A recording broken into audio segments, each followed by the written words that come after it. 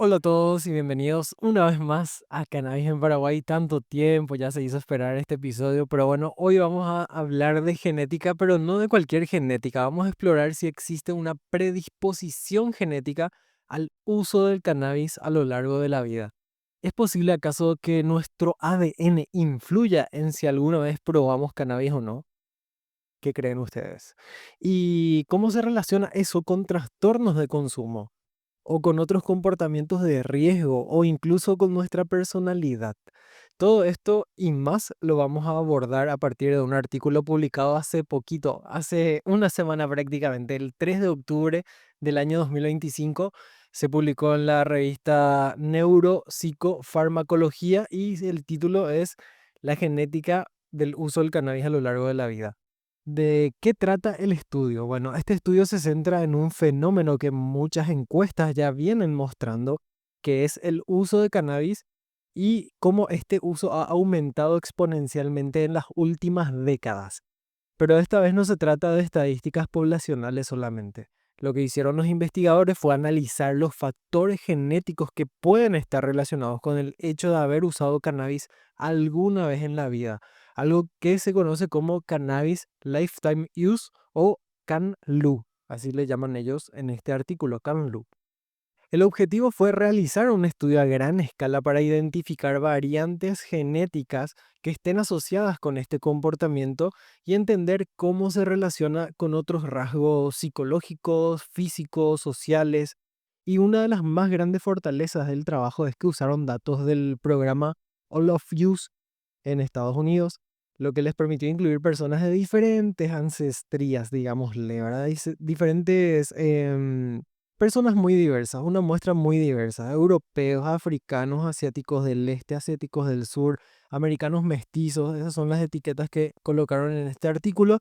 Y esto es clave porque muchos estudios anteriores eran, digámosle, eurocéntricos, solo se centraban en poblaciones europeas.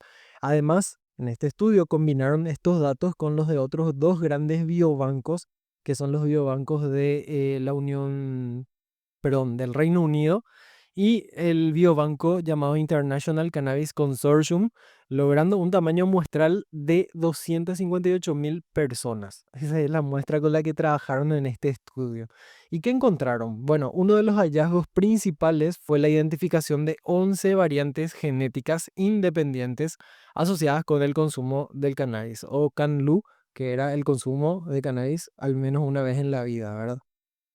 La más destacada es la que llamaron CADM2, que tenía un nivel altísimo de significancia. Este gen CADM2 ya había sido vinculado antes con comportamientos de riesgo, trastornos por consumo de sustancias y rasgos de personalidad como la búsqueda de sensaciones nuevas o la apertura a experiencias. Es decir, parece haber una conexión genética entre el uso de cannabis y características personales relacionadas con la toma de riesgos y el estilo de vida. Usando herramientas como LDSC, LAVA y Mendelian Randomization, los investigadores examinaron cómo el consumo de cannabis a lo largo de la vida se relaciona genéticamente con otros rasgos, por ejemplo, conductas sexuales de riesgo, uso de otras sustancias como alcohol, tabaco, psicodélicos, trastornos psiquiátricos, medidas cerebrales estructurales, rasgos de personalidad, y lo que encontraron fue notable. Existe una relación genética bidireccional entre el uso de cannabis, CanLu, y muchas de estas variables. Esto significa que no solo una predisposición genética podría influir en el uso de cannabis, sino que ese uso también podría tener un efecto causal sobre otros comportamientos. Un punto importante es que estas correlaciones no se observan del mismo modo en los casos de trastorno por consumo de cannabis, conocido como CAN-UD o CAN-UD, ¿sí? O sea, CanLu, que es el consumo de cannabis a lo largo de la vida, y el trastorno por consumo de cannabis no son genéticamente equivalentes, según este estudio, según los resultados que ellos encontraron. Además, ellos hicieron análisis que examinaron cómo una variante genética se asocia con múltiples rasgos fenotípicos.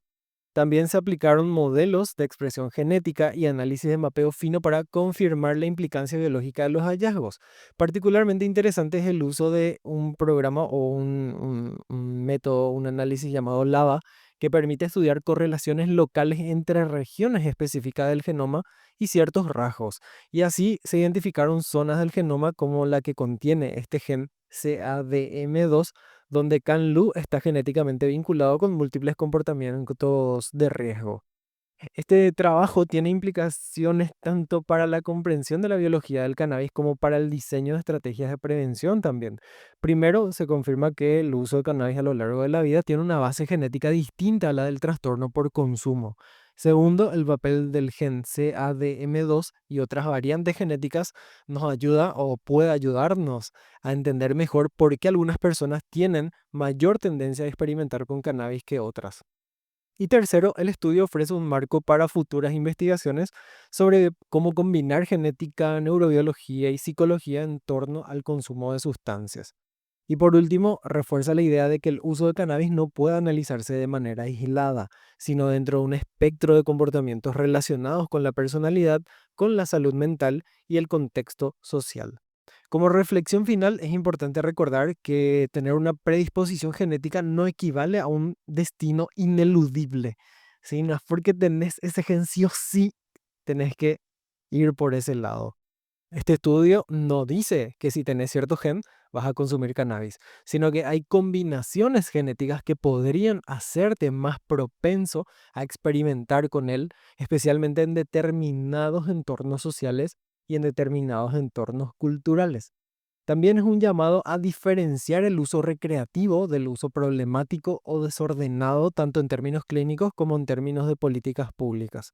La ciencia del cannabis va avanzando. Este artículo es del 3 de octubre, hace una semana, y con esta ciencia del cannabis va avanzando también nuestras herramientas para entender a la planta, al cannabis, sin prejuicios, con evidencia y con una mirada crítica. Esto fue Cannabis en Paraguay. Si te gustó este episodio, compartilo, deja tu comentario, seguinos en nuestras redes. Desde ya, muchísimas gracias por suscribirse, por las 5 estrellas en Spotify y en iTunes. Nos reencontramos en el próximo episodio donde seguramente estaremos siguiendo la exploración del cannabis desde todas sus dimensiones. Así que hasta la próxima. Chau, chau.